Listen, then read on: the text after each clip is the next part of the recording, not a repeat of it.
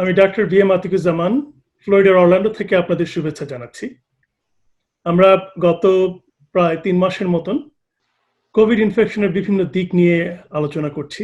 আমাদের আলোচনার প্রথম পর্বে আমরা ইউনিভার্সাল প্রিকশন নিয়ে আলাপ করেছি, যার মাধ্যমে কোভিড সহ অন্যান্য যত ছোঁয়াচে রোগ আছে সেটা কিভাবে প্রিভেন্ট করা যায়, যেটা আমাদের স্ট্যান্ডার্ড মেডিকেল প্র্যাকটিসের একটি প্রধান অংশ, সেই সম্পর্কে আলাপ করেছি। আজকে ডাক্তার মোহাম্মদ তাবরেজ আবার আপনাদের সামনে এসেছেন এবং আজকের আলোচনার বিষয়টি খুবই জরুরি।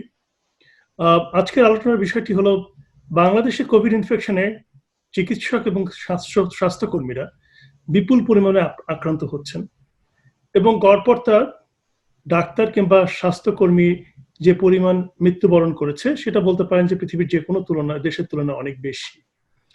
আর সেজন্যই চিকিৎসক এবং স্বাস্থ্যকর্মীরা যে ঝুঁকির মধ্যে আছেন, সেই ঝুঁকি থেকে কিভাবে তাদেরকে রক্ষা করা যায় সে নিয়ে আজকে আমরা আলোচনা করব।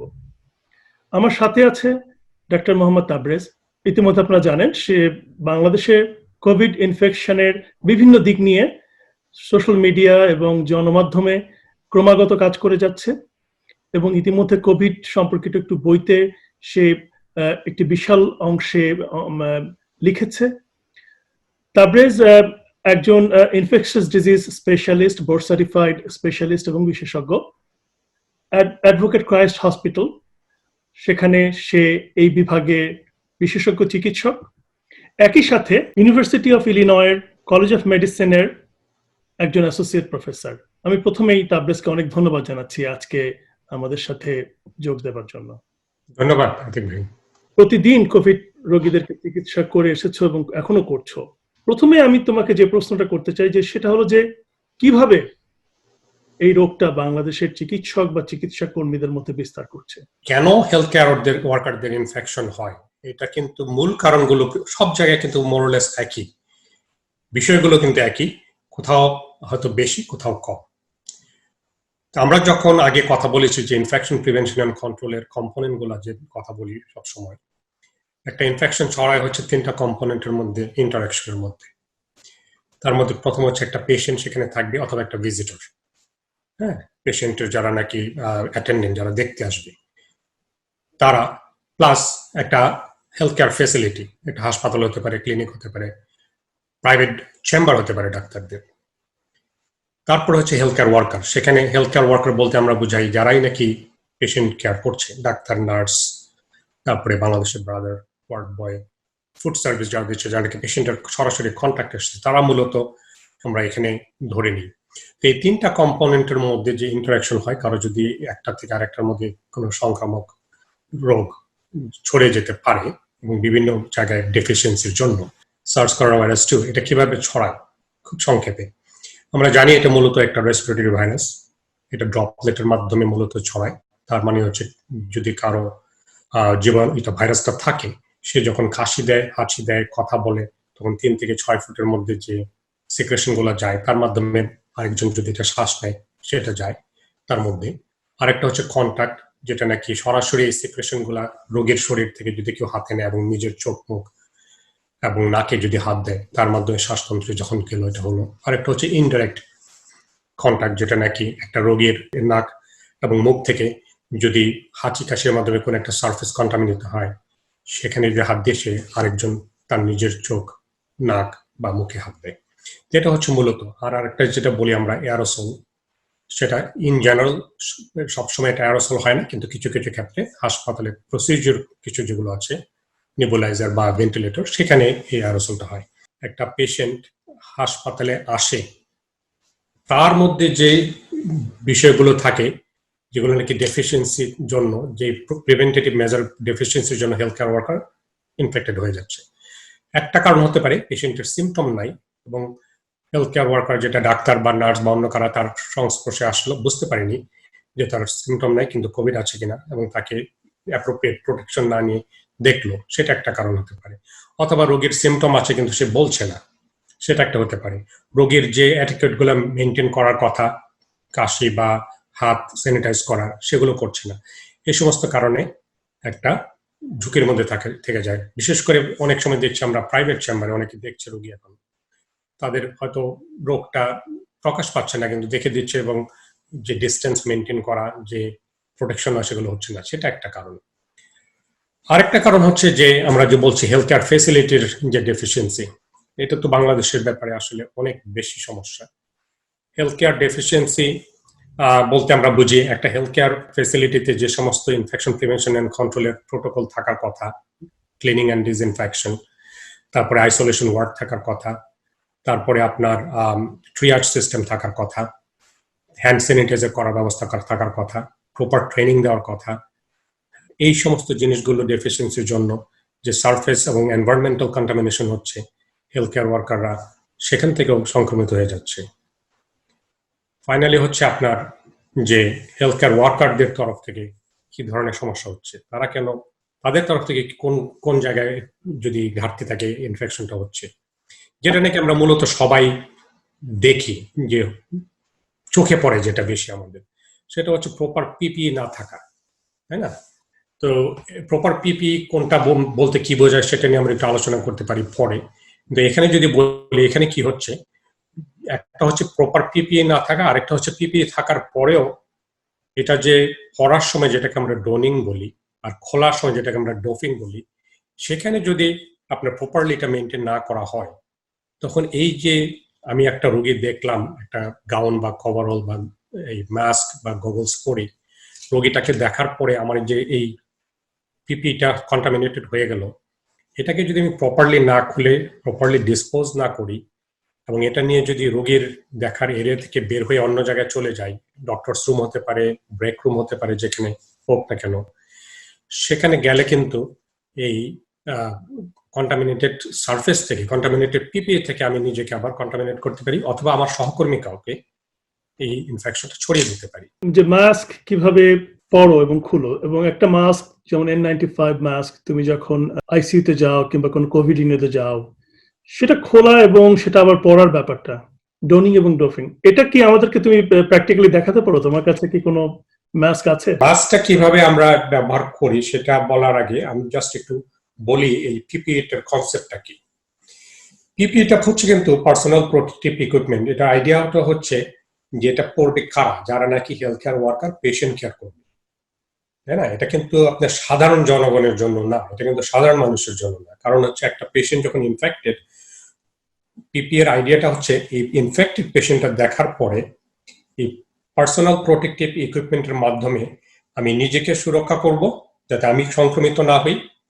দ্বিতীয়ত হচ্ছে আমি যেন এই ভাইরাস বা ব্যাকটেরিয়া যেটাই হোক না কেন, এই পিপিই এর করার আরেকটা উদ্দেশ্য হচ্ছে আমি যেন এটা এই এক পেশেন্ট থেকে আরেকটা পেশেন্টে নিয়ে না যাই, নিজেকে রক্ষা, অন্য একজন পেশেন্টকে রক্ষা, তারপরে হচ্ছে অন্য হেলথ কেয়ারদেরকে রক্ষা, আরেকটা হচ্ছে এনভায়রনমেন্টাল যে সারফেস যেগুলা এনভায়রনমেন্টের সেটাকে রক্ষা করা।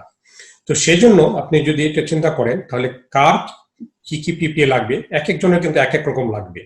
একজন ডাক্তার বা নার্স যখন একটা পেশেন্ট দেখে, তার সাথে যে ইন্টারাকশন হয়, আরেকজন যখন পেশেন্টটাকে একটা খাবার দিচ্ছে, তার যে ইন্টারাকশন সমান না কিন্তু। সুতরাং তার যে রিস্ক, আর ডাক্তার নার্স বা যারা পেশেন্ট কেয়ার সরাসরি করছে, পেশেন্টকে আপনার ঘুরিয়ে দিচ্ছে বা খাবার দিচ্ছে, খাইয়ে দিচ্ছে, তাদের যে রিস্ক, একজন শুধু খাবারটা দিয়ে চলে যাচ্ছে তার কিন্তু একরকম না।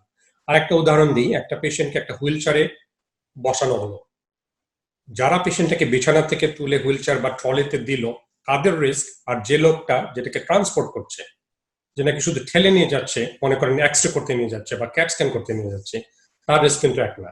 সেজন্য WHO এরকম একটা ক্যাটাগরি করা আছে কে আর কিরকম পিপি লাগবে। আমাদের হাসপাতালও কিন্তু এরকম ভাবে ভাগ করা আছে কে কখন কোন পিপিএ পড়বে।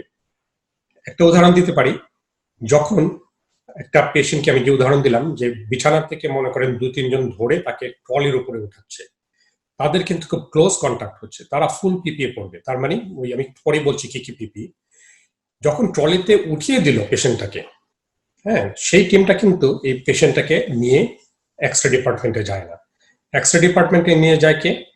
একজন ট্রান্সপোর্টার, যে নাকি ঠেলে নিয়ে যাচ্ছে। তার ইন্টারাকশন কিন্তু সমান না, সে কিন্তু সবকিছু না লাগতে পারে। তো এই মাস্কটা যদি রিইউজ করতে হয়, যেটা নাকি আমি সংরক্ষণ করব, সেটার একটা বিশেষ পদ্ধতি, এটা না জানলে অনেক সময় এটা ভুল হয়ে যেতে পারে। তো আমি এখন যেটা দেখাতে চাই সেটা হচ্ছে আমরা কিভাবে N95 মাস্ক রিইউজ করি। এটা কিভাবে আমরা পড়ি, কিভাবে খুলি এবং পরবর্তীতে আবার কিভাবে এটা পড়ি। তো এটা যেটা হয়, আমরা এরকম একটা ব্রাউন ব্যাগ, এটা কাগজের একটা ব্যাগ, এটার ভিতরে N95 মাস্কটা আমরা রাখি। মনে করা যাক এই মাস্কটা আমি আগে একবার অলরেডি ব্যবহার করেছি এবং এটা ব্যাগের ভিতরে রেখে দিয়েছি। তো যখন আমি এটা নিব, আমি যখন এটা খুলে আনছি, এই যে এটার যে স্ট্রিংটা, সেই স্ট্রিংটা ধরে আমি কিন্তু এটা ব্যাগ থেকে বের করবো। আমি কোনো সারফেসে টাচ করবো না। এই নিচের স্ট্রিং এর ভিতর দিয়ে হাতটা নিয়ে এটাকে এখানে দিলাম মুখে, দেওয়ার পরে এই উপরের স্ট্রিংটাকে আমি নেকের উপরের দিকের অংশে রাখলাম, আর নিচের যে স্ট্রিংটা এটাকে ধরে নিয়ে আমার ঘাড়ের এখানে নিয়ে আসলাম। এটা দিয়ে এই যে উপরে যে মেটাল অংশ আছে এটা ভালো করে চেপে সব দিকে সেটে দিতে হবে। এটা যখন আমি খুলবো তখন এটা নিচের স্ট্রিংটা আগে ধরে এটা খুলে দিলাম, এটা পড়ে যাচ্ছে না। তারপরে আমি এটা উপরের স্ট্রিংটা খুলে এটা যাতে আমাকে টাচ না করে, আমি কোনো সার্ফেস না যাতে না ধরি, এবং এই ব্যাগটার মধ্যে কিন্তু আবার আমি এরকম রেখে দিচ্ছি, ফেলে দিচ্ছি, কোনো কিছু টাচ না করি। তো এটা হচ্ছে, এবং এরপরে আমাকে হ্যান্ড স্যানিটাইজার করতে হবে। এরকম একটা হ্যান্ড স্যানিটাইজার যেখানে থাকুক, প্রতিটা স্টেপে এটা হ্যান্ড স্যানিটাইজারটা করতে হয়। তো এটা হচ্ছে আপনার রিইউজ করার জন্য। কিন্তু যদি রিইউজ না করতাম তাহলে কিন্তু আমি একবার পরে রুমে চলে যেতে পারতাম। যেহেতু রিইউজ করতেছি সেখানে আমার 2 জোড়া গ্লাভস লাগছে, কারণ 1 জোড়া মাস্কটা পরে কন্টামিনেটেড ফেলে দিই, আরেক জোড়া আমি পেশেন্ট রুমে যাচ্ছি। তো এটা হচ্ছে N95 এর মাস্কের রিইউজ। এটা কিভাবে করা যায়, এটা একটা মাস্ক যেটা বলে যে আপনি আজকে মনে করেন এই মাস্কটা ইউজ করলেন, তারপরে পরের দিনে আপনি আবার আরেকটা মাস্ক নেবেন, যাতে করে এই মাস্কটা এই ব্যাগের ভিতরে থাকলে হবে কি, এই ভাইরাস যদি কন্টামিনেটেড হয়ে থাকে, আইডিয়াটা হচ্ছে এই ভাইরাসটা যেন কয়েকদিন পরে যখন এটা আর ভায়াবল থাকবে না, তখন আপনি এই মাস্কটা আবার ব্যবহার করবেন। তো সিডিসি যেটা বলছে 5টা মাস্ক যদি থাকে, আপনি আজকে যেটা পরবেন, পরের দিন আরেকটা পরবেন, তারপরের দিন আরেকটা পরবেন, এরকম 5 দিন পরার পরে আবার প্রথম দিনের মাস্কটা এরকম 6ষ্ঠ দিন আবার আপনি পড়তে পারেন। কারণ আফটার 72 আওয়ার্স এর পরে দেখা যায় ভাইরাসটা ভায়াবল থাকে না। যদিও একটা স্টাডিতে বলছে যে 7 ডেজ পর্যন্ত ভায়াবল থাকতে পারে, কিন্তু স্টাডিটা হচ্ছিল একটা ল্যাবরেটরিতে মাস্কের মধ্যে ভাইরাসটা লাগিয়ে দিয়ে তারপরে, কিন্তু ইন জেনারেল অন্য একটা স্টাডিতে দেখা গেছে 72 আওয়ার্স এর পরে এই ভাইরাসটা ভায়াবল থাকে না। তো ইন জেনারেল সিডিসি বলেছে 5টা মাস্ক হলে আমরা এটা ইউজ করতে পারি। তো এই যে আমরা বললাম যে আপনার N95 মাস্ক ব্যবহার করার ক্ষেত্রে ডোফিং, এই ক্ষেত্রে দেখা যাচ্ছে অনেকে কন্টামিনেটেড হয়ে যাচ্ছে। বাংলাদেশের ক্ষেত্রে বিশেষ করে আরেকটা জিনিস হচ্ছে, যেটা বললাম ঘাম এবং গরম, এই মাস্কটা যদি ঘামে এটার ইন্টিগ্রিটি নষ্ট হয়ে যায় তখন কিন্তু এটা ইউজ করা যাবে না। সুতরাং এই যে 5 দিন বললাম বা যে কদিনই বললি, তার থেকে কমও হতে পারে যদি এটা ওয়েদারের জন্য ওরকম ভালো না থাকে কন্ডিশনটা। বাংলাদেশে এখন খুব গরম, তো যে আমরা যে দেখছি সবাই কভারঅল পড়ছে, হ্যাঁ, আমার মনে হয় আমরা এই বিষয়ে আগেও কথা বলেছি যে কভারঅলটা এই যে হেড টু টো ঢেকে ফেলা হচ্ছে, এটা কিন্তু খুব কাম্বারসাম, এটা খুব ডিফিকাল্ট, বিশেষ করে গরমের সময়। এবং এটা খোলার সময় যে পদ্ধতি, এটা যাতে বাইরে থেকে না ধরা যাবে না, এটাকে ডিসপোজ করতে হবে, সেটাকে আবার যদি রিউজ করতে হয় সেটাকে বিশেষভাবে কেয়ারফুলি করতে হবে, সেটার একটা সমস্যা। সেজন্য আমরা বলছি যে আমরা এখানে নিজেরাও একটা ডিসপোজেবল গাউন আমরা ব্যবহার করি।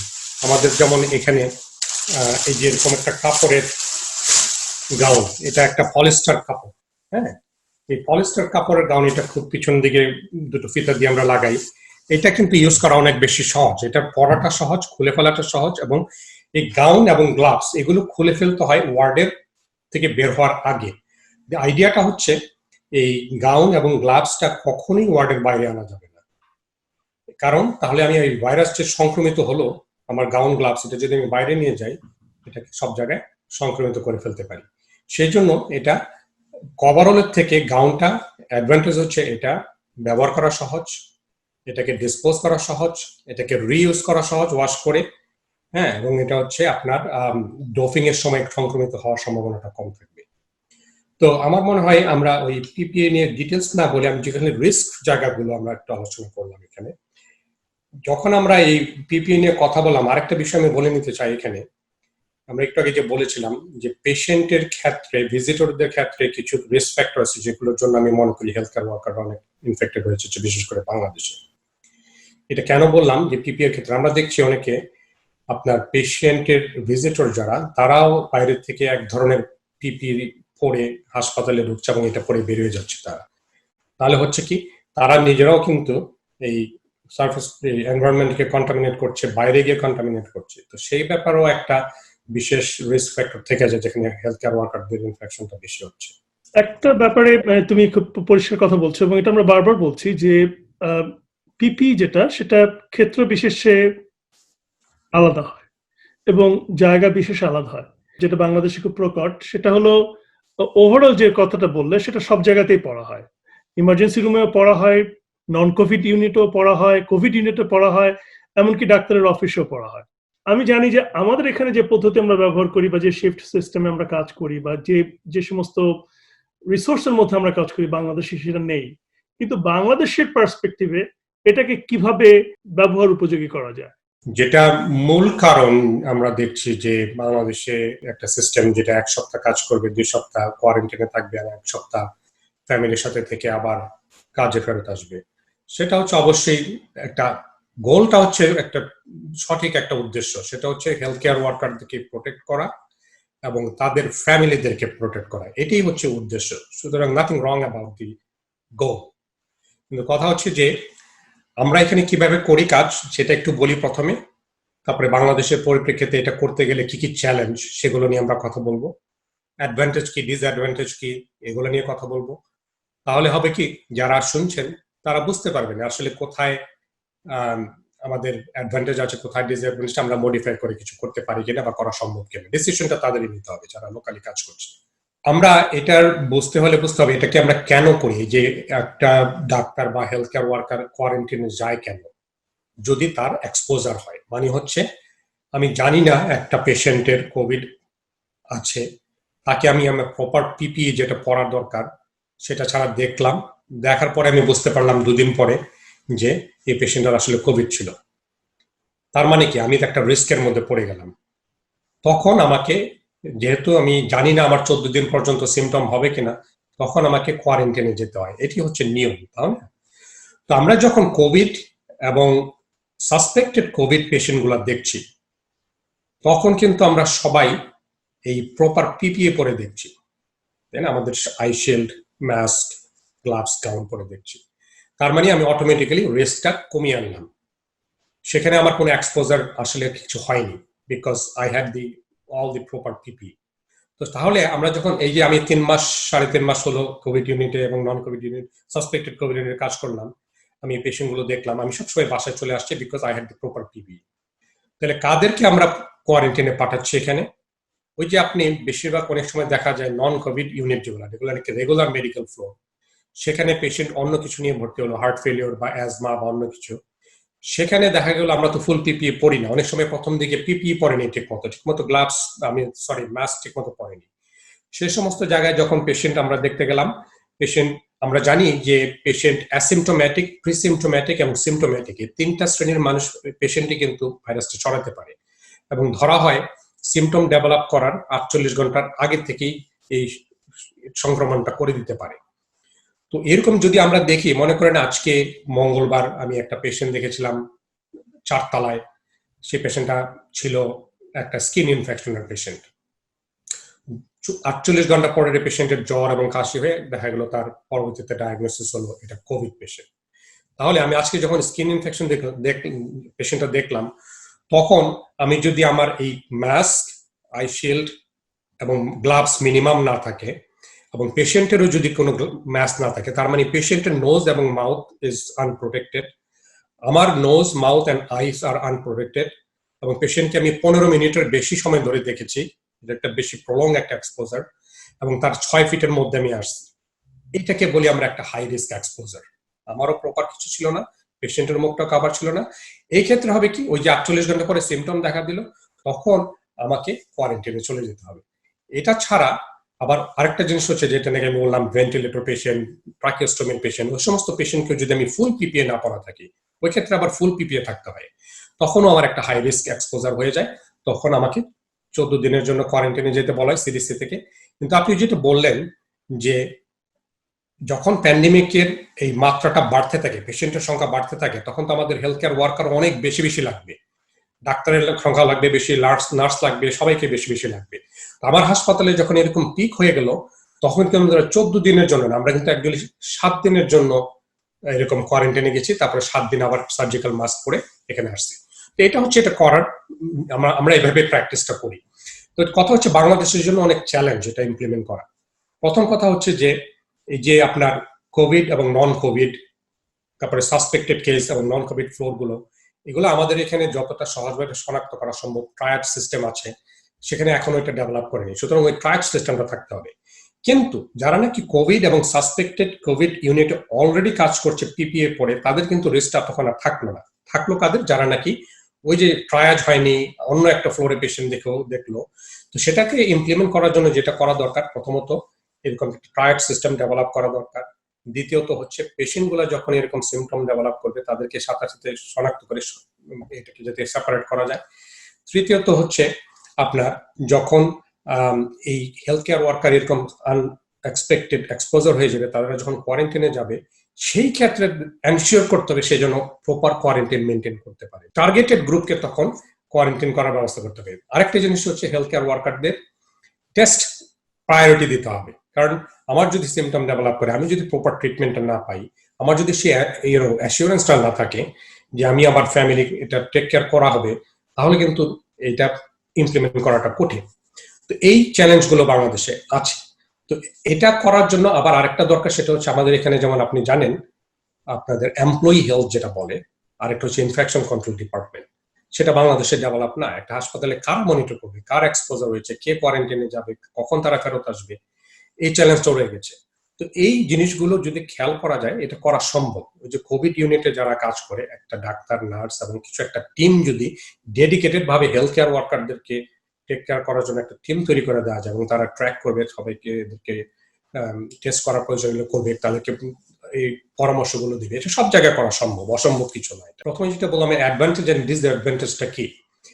অ্যাডভান্টেজ হচ্ছে আপনি মনে করেন এখন তো সংখ্যায় এত বেড়ে যাচ্ছে, মনে করা যাক 500 পেশেন্ট আছে আপনার, মনে করা যাক ঢাকা মেডিকেলে 500 পেশেন্ট আছে, আপনি যদি এই 500 পেশেন্ট দেখার জন্য লেটস সে 20 জন ডাক্তার দরকার, তারপরে আপনার কথার কথা বলছি আর কি, একটা নাম্বার, তাহলে আপনি প্রতি সপ্তাহে যদি 20 জন করে নতুন নতুন ডাক্তার আনতে হয়, 1 মাস করার জন্য আপনার লাগবে 80 জন ডাক্তার, কারণ প্রত্যেক গ্রুপটাই চলে যাচ্ছে কোয়ারেন্টাইনে। তাতে করে হবে কি, আপনার পিপিএ লাগবে বেশি। 80টা ডাক্তারের জন্য যত পরিমাণ পিপিই, হেলথ ওয়ার্কারদের জন্য যতগুলো পিপিই, এটা কিন্তু অনেক বেশি। কিন্তু যদি প্রপার ওয়েতে যদি এটা ইমপ্লিমেন্ট করা যায়, কাদের এক্সপোজার হয়েছে কাদের হয়নি, সেভাবে যদি আমরা এটাকে টার্গেট করি যে ঠিক আছে 1 সপ্তাহ কাজ করবে, 1 সপ্তাহ, যেটা নাকি এক্সপোজারের জন্য না। একটা ডাক্তার বাংলাদেশে যখন কাজ করে, নার্স এরকম এক্সস্টেড অবস্থায় পিপিএ পরে গরমের মধ্যে, তার কিন্তু একটা ব্রেক দরকার। সুতরাং সেইভাবে চিন্তা করে কোনো ব্রেক করা যাবে, সেটা আমি জাস্ট একটা আইডিয়ার কথা বললাম আর কি। সেই দিকটা ফোকাস করে যদি হয়, তাহলে দেখা যাবে পিপি এর নাম্বারটা কমে আসছে, ডাক্তারদের সংখ্যাটা বেড়ে যাচ্ছে। আরেকটা উপায় হেল্পফুল কিভাবে হবে, সেটা হচ্ছে এখন যখন আপনি যদি এত বেশি পেশেন্ট কনজেস্টেড করে ফেলেন একটা ওয়ার্ডের মধ্যে, তখন কিন্তু এই risk of exposure, risk of infection এবং কেয়ার অনেক কম্প্রোমাইজ হয়। তার থেকে বেশি ডাক্তার, বেশি হেলথ কেয়ার থাকলে you can spread them, you can open up more unit, যেটা নাকি রিস্কটাও কমে নিয়ে আসবে। অ্যাডভান্টেজ অনেক আছে, ডিসঅ্যাডভান্টেজ অবশ্যই কিছু আছে ইমপ্লিমেন্ট করার ক্ষেত্রে। এগুলো বিচার বিবেচনা করে একটা চিন্তা ভাবনা করা যেতে পারে। বিশেষ করে আমরা দেখছি সামনে অনেক পেশেন্ট বেড়ে যাবে, অনেক হাসপাতালে এগুলো দেখতে হবে। আমার মনে হয় একটা ব্যাপার এখনই এটা করার সময়, সেটি হলো যেটা আমাদের এখানে প্রত্যেকটা ইউনিটে, যেমন আমাদের মেডিকেল সার্জিক্যাল ইউনিট যেখানে মেডিসিন পেশেন্ট থাকে, যেখানে কোভিড এবং নন কোভিড ইউনিট করা হয়েছে মেডিকেল সার্জিক্যাল ফ্লোরে, যেটা আছে প্রত্যেকটা ইউনিটেই কিন্তু একজন নার্স থাকে, যার ডেজিগনেশন থাকে হলো ইনফেকশন কন্ট্রোল নার্স, কিংবা যার ডেজিগনেশন থাকে অকুপেশন কন্ট্রোল নার্স। প্রতিটি ইউনিটে, একটা ইউনিটে যেমন ঢাকা মেডিকেল কলেজের একটা ওয়ার্ডে যদি 40 জন রোগী থাকে, সেই 40টা বেডের জন্য একজন নার্সকে ট্রেন করা হয় এবং তার দায়িত্ব হলো এই ইনফেকশন কন্ট্রোলটা ম্যানেজ করা। যে যদি এটা একটা নন কোভিড ইউনিট হয় এবং এখানে যদি একটা কোভিড পেশেন্ট ডায়াগনোজ হয়, এর কন্ট্যাক্টে কারা এসেছে এবং তাদেরকে আইসোলেশনে যাওয়া। এবং আমরা জানি যে এমপ্লয়ি হেলথ ডিপার্টমেন্টটা ডেভেলপ করা প্রত্যেকটা ইনস্টিটিউশনের, দিস ইজ অ্যাবসলিউটলি নেসেসারি। প্রত্যেকটা ইউনিটে যদি কারো এক্সপোজার হয়, এক্সপোজারের জন্য ইমিডিয়েট ড্যামেজ কন্ট্রোল কি করা যায় সেটাও একটা বিরাট জিনিস। কোভিড তো একটা ছোট উদাহরণ, কিন্তু তার চেয়ে বড় উদাহরণ হলো যে অনেক ইনফেকশাস ডিজিজ আছে যেখানে পেশেন্টের মুখ কন্টামিনেট হতে পারে, চোখ কন্টামিনেট হতে পারে। সেখানে ওই প্রিকশন গুলো আছে কিনা সেটা খুব দরকার। এবং এখানে যে কোনো মেডিকেল ইউনিট, এবং আমরা যারা ছোট ছোট প্রসিডিউর করি বা এন্ডোস্কোপিক প্রসিডিউর করি, আমাদের ইউনিটেও কিন্তু একজন অ্যাসাইন থাকে এবং একটা রুম থাকে যেখানে এই ড্যামেজ কন্ট্রোল গুলো করা যায়। কিংবা বাংলাদেশের পরিপ্রেক্ষিতে যদি আমরা আমার মনে হয় এটাই এখন করার যোগ্য সময়, তুমি যে কথাটা বললে যে প্রতিটি ইউনিটে একজন নার্স এই দায়িত্ব নিতে পারে। যদিও আমাদের এমপ্লয়ি হেলথের কনসেপশনটা নাই, সেটাও ডেভেলপ করা যেতে পারে। এবং প্রতিটি ইউনিটে কে আক্রান্ত হয়েছে, নন কোভিড ইউনিটে, সে যখন চলে গেল সেটা আমাদের রোস্টারে ম্যানেজ করা হলো, কিন্তু সামগ্রিকভাবে 10 জন চলে গেল, আবার 10 জন আসলো। তাদের যে কথাটা বললে যে আমাদের পিপির যে স্বল্পতা আছে সেটাও প্রতিরোধ করা যায়, পিপি গুলো রিসাইকেল করা যায়, মাস্ক রিসাইকেল করা যায়। আমার মনে হয় এটা একটা খুব ইম্পর্টেন্ট জিনিস। এবং শুধুমাত্র রোস্টার ম্যানেজমেন্টের জন্য না, আসলে ইনফেকশন কন্ট্রোলের জন্য, ইফেক্টিভ হেলথ কেয়ার ম্যানেজমেন্টের জন্য এটা খুবই দরকার।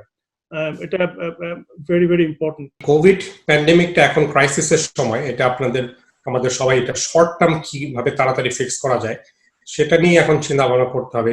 কিন্তু এইটা কিন্তু একটা আমাদের সুযোগ এনে দিয়েছে, বাংলাদেশে ইনফেকশন প্রিভেনশন কন্ট্রোলের একটা লং টার্ম পরিকল্পনা এখান থেকে হতে পারে, যেটা প্রত্যেকটা হাসপাতালে এস্টাবলিশ করা দরকার, একটা infection control department, employee health department. তো এখন ইমিডিয়েটলি যেটা বললাম যে কোভিড টিম নিয়ে যারা কাজ করছে তাদেরকেই কিন্তু একটা নার্স এবং একজন সুপারভাইজ ডাক্তার থাকতে পারে, তারা কিন্তু একটা দায়িত্ব নিয়ে যে কন্ট্যাক্ট ট্রেসিং করা এবং একটা ডেটা ম্যানেজ করা, কোন পেশেন্টের কোভিড হয়েছে, তার ওই ইউনিটে সেদিন কে কে কাজ করেছে, প্রতিদিন যদি রোস্টার থাকে ওইখানে রোস্টার যদি তারা যদি গিয়ে দেখে যে ওই দিন কে কে কাজ করেছিল, সুতরাং তাদেরকে নোটিফাই করা তোমার কিন্তু এই পেশেন্টের সংস্পর্শে আসছে, then you have to quarantine. এই জিনিসগুলো করা সম্ভব, অসম্ভব কিছু না। তো আমি আসলে প্রথম দিকে একটা জিনিস বলতে চেয়েছিলাম, আমি একটা ভিডিও দেখাতে চেয়েছিলাম, আমরা একটা বলা হয়নি, যে প্রথমে যেটা বলেছিলাম যে ইনফেকশনটা ছড়ায় কিভাবে, মোড অফ ট্রান্সমিশন, আমরা যেটা বলেছি যে প্রথম তো হচ্ছিল যে ড্রপলেট। আমরা কিন্তু অনেকে ভুলে যাই আমাদের এই কন্টাক্টে এই হাতের মাধ্যমে কিন্তু অনেক ছড়িয়ে যাচ্ছে। কারণ আমি যদি গ্লাভসটা পরে যদি সব জায়গায় হাঁটি, মনে করছি যে আমি গ্লাভসটা দেখে চেঞ্জ না করে, ইভেন কমিউনিটি যেটা দেখছি আমরা সবাই গ্লাভস পরে যাচ্ছে এবং হ্যান্ড স্যানিটাইজ করছে না। এই হাতটা অনেকে কিন্তু এতটা গুরুত্বপূর্ণ ভাবে দেখে না। হ্যান্ড স্যানিটাইজ করা যা এবং হ্যান্ড ওয়াশিং করা যে একটা 20 সেকেন্ডের ব্যাপার, এটা একটা ছোট একটা ভিডিওর মধ্যে আমরা ডেমনস্ট্রেট করতে পারি যে হাত আমাদের রোগটা ছড়াতে পারে। এটা আমি আমার হাতে নিচ্ছি, এটা এমন ভাবে সাইমুলেট করবো এটা মনে হবে যেন আমি কোন কন্টামিনেটেড সারফেস ধরেছিলাম। তো যখন আমরা কোনো কিছু ধরি, আমরা তো খালি চোখে তেমন কিছু দেখি না। তো এটা আমি মনে করা যাক যে কোনো কাজ করলাম, হাসপাতালে হোক বা বাসায় হোক বা কোনো কন্টামিনেটেড সারফেস হলো, খালি চোখে এটা কিছু দেখা যাচ্ছে না। এখন আমরা দেখবো যদি আমরা ফ্লোরেসেন্ট লাইট দিই, ব্ল্যাক লাইট, সেটা দিয়ে আমরা এই জামগুলো দেখতে পারি। কিন্তু আমি যখন ফ্লোরেসেন্ট লাইট দিচ্ছি তখন কিন্তু আমার সমস্ত হাতে যে জামগুলো লেগে আছে সেগুলো কিন্তু আমরা দেখতে পাচ্ছি। খালি চোখে কিন্তু কিছুই দেখা যাচ্ছে না এখানে আমার কি হচ্ছে। কিন্তু আমি যখন ফ্লোরেসেন্ট লাইট দিচ্ছি তখন দেখেন আমার কন্টামিনেটেড হাত এবং হাতলটাও কিভাবে কন্টামিনেটেড হয়ে গেছে। এটা একটা ক্লিন স্টেথোস্কোপ। এখন আমি যখন আমার কন্টামিনেটেড হাত দিয়ে ধরছি, যেখানে নাকি আমার হাতে গ্লো জাম আছে, ধরার পরে কি হচ্ছে, আমি এটা ইউজ করলাম, যেভাবে ধরলাম, তারপরে দেখা যায় এখানে কি হচ্ছে। এখানে তো আমার হাত থেকে সমস্ত জামগুলো স্টেথোস্কোপে লেগে গেল। এই স্টেথোস্কোপটার মধ্যে কিন্তু আমরা একটু আগে যে দেখিয়েছি গ্লো জাম দিয়ে দেখা যাচ্ছে অনেক জীবাণু। খালি চোখে কিন্তু এগুলি দেখা যায় না, একদম পরিষ্কার মনে হয়। কিন্তু আমরা যদি আবার সেই ফ্লোরেসেন্ট লাইট দিই তখন আবার কিন্তু সেই কন্টামিনেশনগুলো দেখা যায়। দুটো হাত পাশাপাশি, খালি চোখে দুটো হাত কিন্তু মনে হচ্ছে দুটি পরিষ্কার, কোনো হাতেই কোনো তেমন কোনো জাম নেই। সেই একই দুটো হাত যখন আমরা ফ্লোরেসেন্ট লাইট দিয়ে দেখছি তখন এই আমার হাত বাম পাশে, সেখানে দেখা যাচ্ছে অনেক ফ্লোরোসেন্ট হচ্ছে, তার মানে এখানে অনেক জীবাণু। আর ডান পাশের হাতটা দেখা যাচ্ছে পরিষ্কারই আছে। এখন আমি যখন এই হাতটা মেলাচ্ছি, হ্যান্ডশেক করছি, দুটার মধ্যে ডিফারেন্সটা দেখুন, এবং আমি যখন ছেড়ে দেবো হ্যান্ডশেক করার পরে, তখন দেখা যাচ্ছে আমার হাত থেকে জীবাণুগুলো এই হাতটার মধ্যে ট্রান্সমিশন হয়ে গেল। তো এটা আমরা খালি চোখে কিছু দেখি না, কিন্তু ফ্লোরোসেন্ট দেখার জন্য দেখা যাচ্ছে জীবাণুগুলো এখানে সব ছড়িয়ে গেল। এখন ফ্লোরোসেন্ট লাইট যখন আমি সরিয়ে নিলাম, খালি চোখে কিন্তু দুই হাতে যে জীবাণুগুলো আছে তার কোনোটাই দেখা যাচ্ছে না। এখন কিন্তু দুটা হাতে জীবাণু আছে। সুতরাং আমরা যদি হাতটা স্যানিটাইজ না করে বা ওয়াশ না করে এভাবে দুজনই আবার অন্য কারোকে ধরি, দেখা যাবে এভাবে একজনের থেকে আরেকজন জীবাণুগুলো ছড়িয়ে যাবে, কিন্তু কেউ বুঝবে না, দেখতে পাবে। আমরা কিন্তু দেখাচ্ছিলাম যে কিভাবে এই হাতের মাধ্যমে আমরা একজন থেকে আরেকজন, প্লাস একজন থেকে আমরা নিজের হাত থেকে অন্যান্য সারফেসকেও কন্টামিনেট করছি, স্টেথোস্কোপ, আমাদের ইনস্ট্রুমেন্ট যেগুলো ব্যবহার করছি, দরজার হাতল।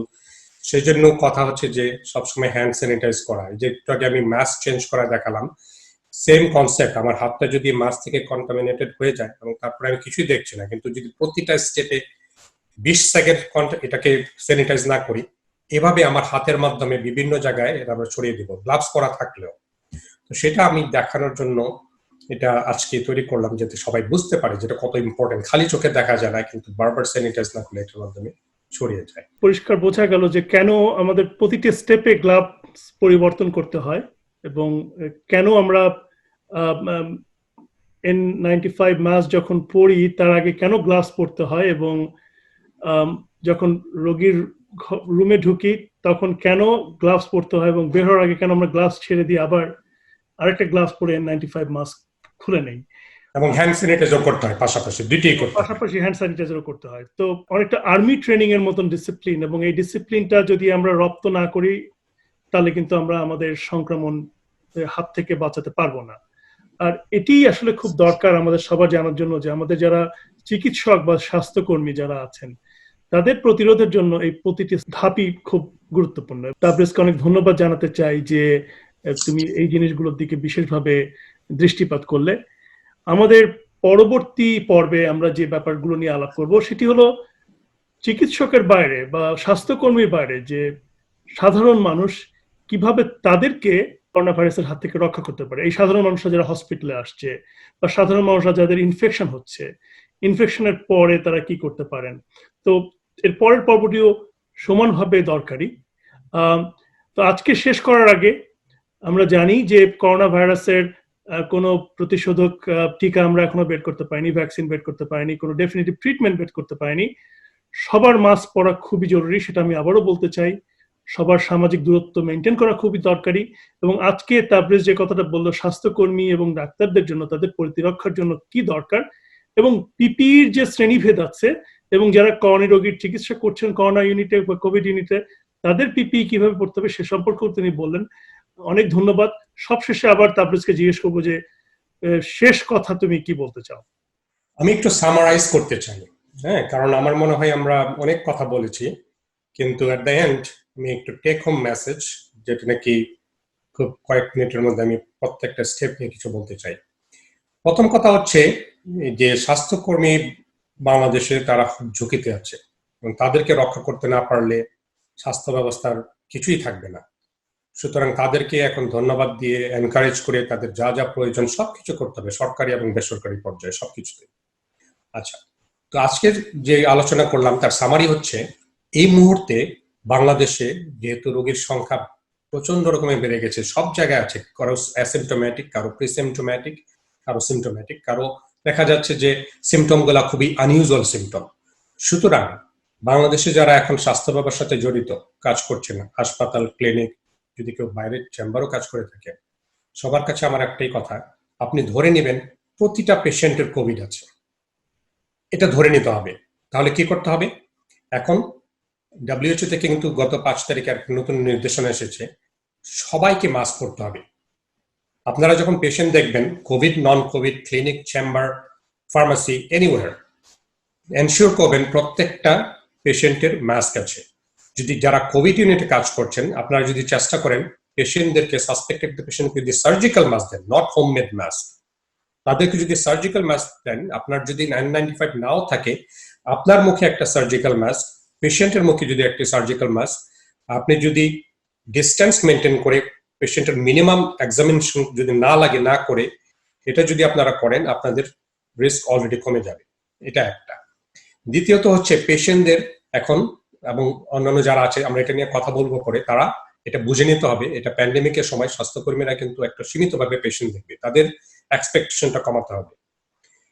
হেলথ কেয়ার ফ্যাসিলিটি, যেটা নাকি সরকারি বেসরকারি যেখানে হোক, তাদেরকে এই মুহূর্তে একটা জিনিস এনশিওর করতেই হবে, সেটা হচ্ছে প্রত্যেকটা হেলথ কেয়ার ওয়ার্কারের এট এনি লেভেল তাদেরকে হ্যান্ড স্যানিটাইজ করার ব্যবস্থা করে দিতেই হবে, লেফট অ্যান্ড রাইট, প্রত্যেকটা পেশেন্টের রুমে, বেডের পাশে, এগুলো করতেই হবে।